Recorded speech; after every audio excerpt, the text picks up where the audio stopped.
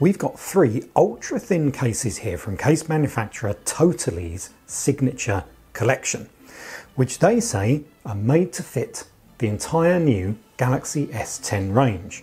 That's the Galaxy S10, the Galaxy S10 Plus, and the Galaxy S10e, or they'll give you your money back. That's right, there's going to be 3 new Galaxy S10 models at launch. Here's a quick rundown of what we expect the new Samsung Galaxy S10 range to look like when it's released on February the 20th.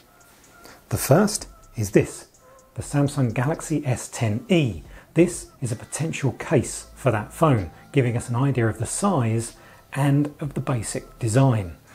We're expecting the S10e to have a 5.8-inch screen.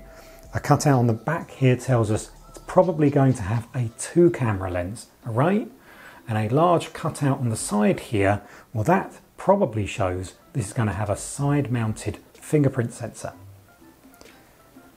Moving on from that, this case probably shows us the Galaxy S10's design, and it's a little bit different to the Galaxy S10e. This time it's going to have a 6.1-inch screen. This wider cutout for the camera lenses on the back indicates we should expect 3 camera lenses.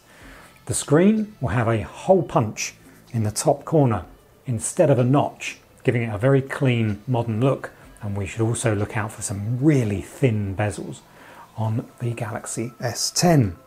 Finally, there's the Galaxy S10 Plus. This case again gives us a look at what could be the design of the Galaxy S10. It's larger than the Galaxy S10. Its 6.4-inch screen is what we're expecting on this phone, and again the camera lens cutout on the back will probably replicate the same 3-lens camera array seen on the Galaxy S10. The difference here will be that the Plus model has another hole punch cutout but with 2 camera lenses, one of which could be a 3D sensor if we believe all those rumours.